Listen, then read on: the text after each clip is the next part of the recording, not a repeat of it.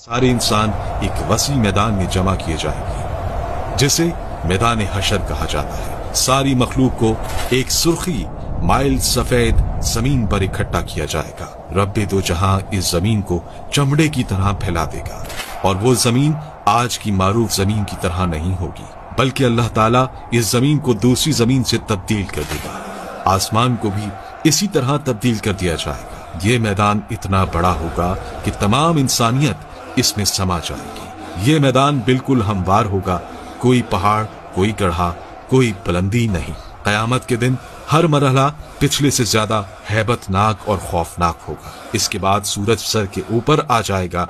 अंदाजा लगाइए कि आज सूरज तकरीबन 4000 साल की दूरी पर है और हमारी तरफ इसकी पीठ है। कयामत के दिन सूरज सिर्फ 1 मील के फासले पर होगा और इसका मुंह हमारी तरफ होगा।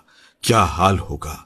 हमारे भेजे गर्मी की शिद्दत से खौल रहे होंगे और इतना पसीना बहेगा कि 70 गज जमीन में जज्ब हो जाएगा। फिर जो पसीना जमीन ना पी सकेगी वो ऊपर की तरफ आएगी।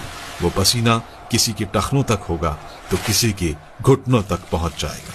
कोई कमर तक इसमें गर्क होगा तो कोई सीने तक इसमें तैर रहा होगा। कुछ तो ऐसे भी होंगे कि उनके गले तक पहुंच चुका होगा और काफिर के तो मुंह तक चढ़कर लगाम की तरह इसे जकड़ लेगा, जिसमें वो डुबकियां खाएगा।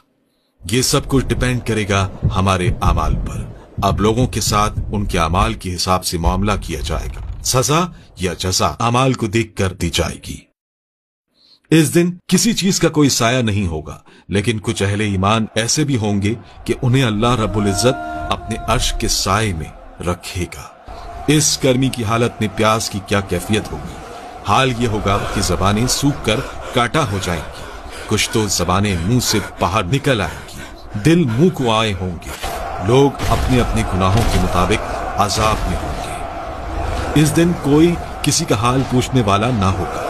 बड़े मजबूत और गहरे रिश्ते इस दिन अपनी वक़्त खो देंगे।